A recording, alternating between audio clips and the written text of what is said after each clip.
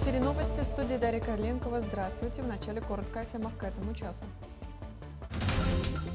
В Якутии введен особый контроль за обеспечением нефтепродуктами. Сейчас в регионе введены временные лимиты на АЗС.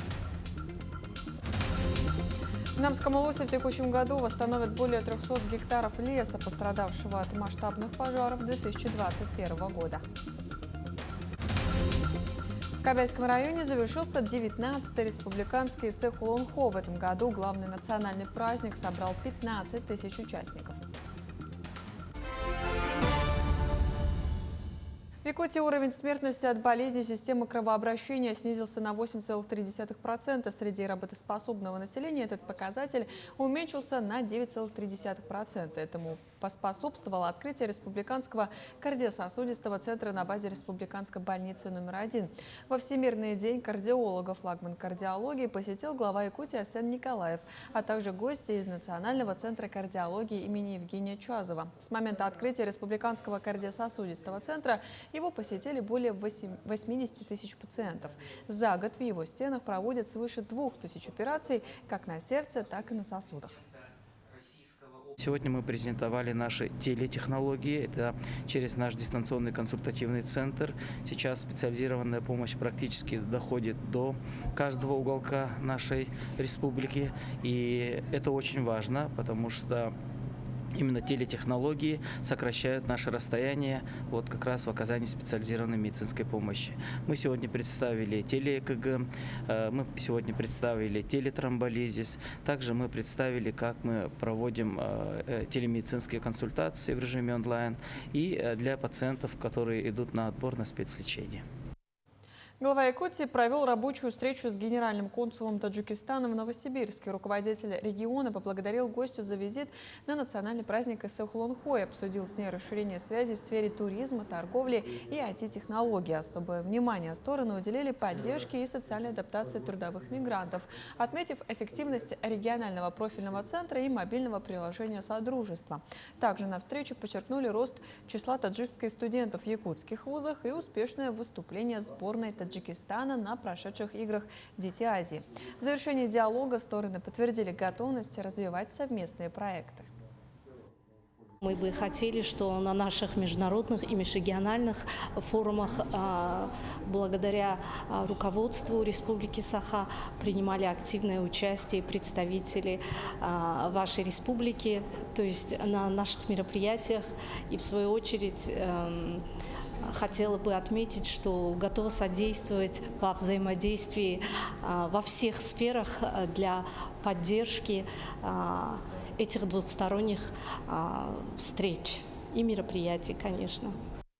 В Якутии введен особый контроль за обеспечением нефтепродуктами. Приоритет в поставках отдан предприятиям жизнеобеспечения, экстренным службам и сельскопроизводителям. По поручению главы республики создан оперативный штаб, который координирует работу по северному завозу и взаимодействует с федеральными министерствами. Из-за плановых ремонтов на нефтеперерабатывающих заводах и сокращения отгрузок в регионе введены временные лимиты на АЗС от 20 до 30 литров бензина и до 200 литров дизельного топлива на одно транспортное средство. Также на ряде станций ограничен отпуск топлива в канистре. Ограничения будут действовать до полной стабилизации поставок в страну. В ходе совещания с главами муниципальных образований обсудили вопросы погашения задолженности за услуги ЖКХ, общая сумма которой сократилась до 1 миллиарда 940 миллионов рублей.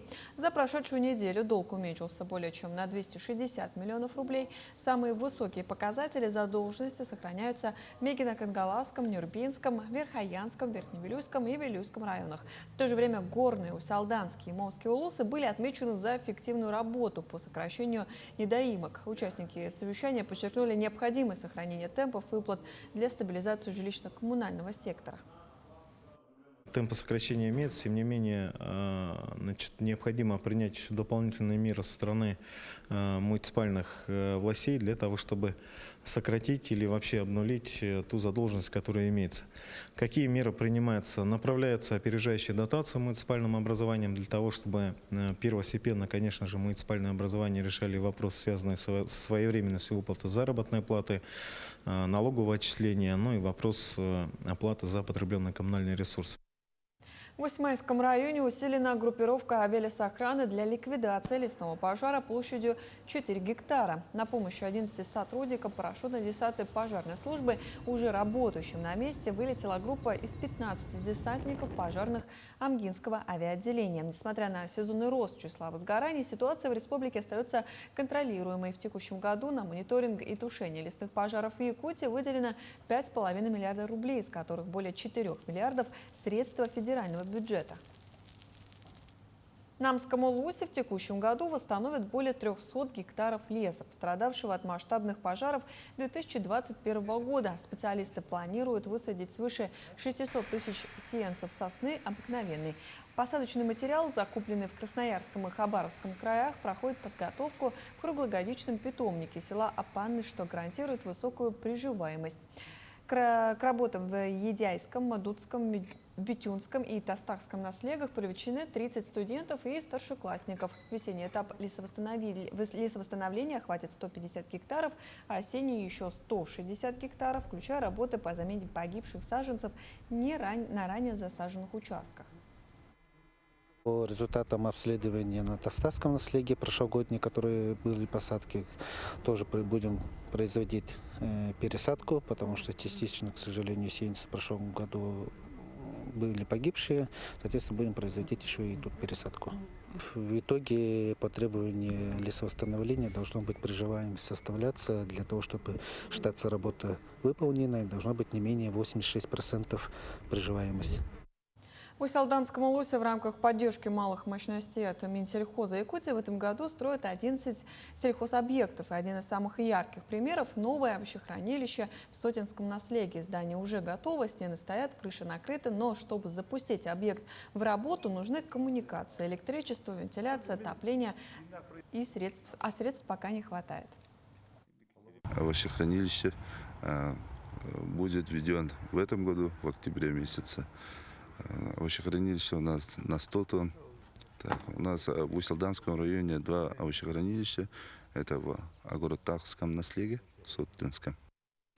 Медицинское учреждение Якутии продолжает поддержку участников СВО и их родных. Подведомственные организации Министерства здравоохранения региона проводят работы, направленные на лечение и реабилитацию пациентов в стационарах. На сегодняшний день медицинскую помощь получили 4840 военнослужащих. Услугами реабилитации воспользовались 446 человек из числа бойцов. Еще 942 ветеранам спецоперации, более 1300 членам их семьи оказали медико-психологическую, психотерапевтическую и психиатрическую помощь. Отмечу, в России продолжает оказываться психологическая поддержка через канал единого федерального чата КСВО «Разговор с психологом». На базе Центра отдыха и оздоровления «Сосновый Бор» продолжается смена дипломата будущего. Проект объединил 120 школьников из 13 регионов России и Китая. Сегодня на площадке состоялась деловая игра «Модель ООН». За столом переговоров ребята вели дискуссии по всем правилам дипломатического протокола и смогли применить навыки публичных выступлений. Также, помимо образовательной программы, участники успели познакомиться с культурой Якутии, посетили природный парк Ленские столбы и попробовали национальные блюда. Я бы хотел стать дипломатом, наверное. А помогает он тем, что проводится очень много профильных уроков, очень много лекций, очень интересных. Получается, сейчас я изучаю английский 7 раз в 5 дней, 7 уроков в 5 дней.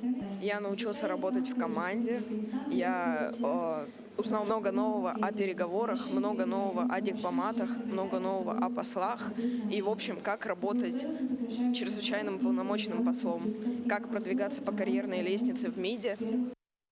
В Кобельском районе завершился 19-й республиканский Эсэ-Хулон-Хо. В этом году главный национальный праздник собрал 15 тысяч участников и гостей, объединив традиции, эпическое наследие и современное творчество. Самые яркие моменты масштабного события в сюжете Даяны Федоровой. О чуде рождения хомуса рассказали кузнецы из разных районов Якутии в Тюгюльге хомус. Один из них Николай Шамаев из Вилюйского района, который увлекся изготовлением хомусов лишь в прошлом году. Вот первый хомус я сделал из железной руды. Сами плавили, из него вот, сплющиваешь и делаешь вот хомус. А второй это заводского стали. Гостей цеха знакомили не только с ремеслами, но и с национальными играми. Мастер из Якутска Капиталина Алексеева представила настольную игру «Рыболовство», которую уже опробовали сотни гостей.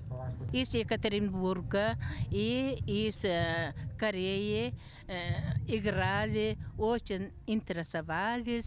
На площадке Гунхону свои традиции представили поселение Кобяйского района. Одной из самых ярких стала ураса Ниджилинского наслега. Мы из Ниджилинского наслега оформляли наши тюгюльгы, как могли, передавали весь смысл нашего села, чем он знаменит, чем богат. Все заходили, всех приветствовали, покормили. Рядом экспозиция ламынхынского и венкийского национального наслега. Чтобы представить свою культуру на празднике, жители села прибыли в Кобяй на вертолете. Украшения вот привезли свои традиционные. Но у нас в основном из оленевого меха, из оленьих камусов, вот наши ковры.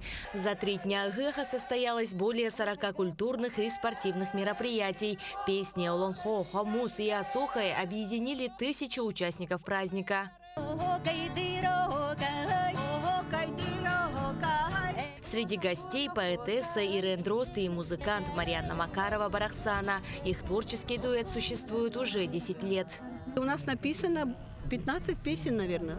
О Хомус мы записали, Марьяна, 2 года назад. И когда мой сын услышал, мама сказала, это хит всех народов. Я черпаю вдохновение от поэзии, хорошей поэзии, душевной. На Исыхе также представили международный проект «Эпосы народов мира», объединивший исполнителей эпоса из регионов России, Казахстана и Кыргызстана. Я из Республики Алтай. Этот инструмент называется топшур.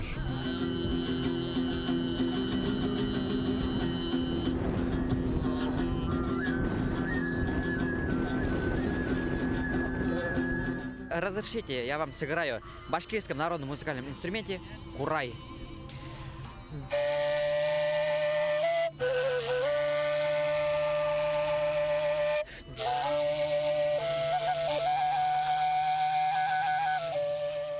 Вот он, главный символ цеха Олонхо, Итык-Дора. 19-й республиканский праздник в Кобяе, где проживают всего около 3000 человек, объединил свыше 15 000 участников и гостей. Далее Итык-Дора отправится уже в Ленский район, где в следующем году также соберутся делегации со всех уголков республики. Даяна Федорова, Иван Сракаумов, Кобяй. К этому часу это все актуальные новости. До встречи в эфире.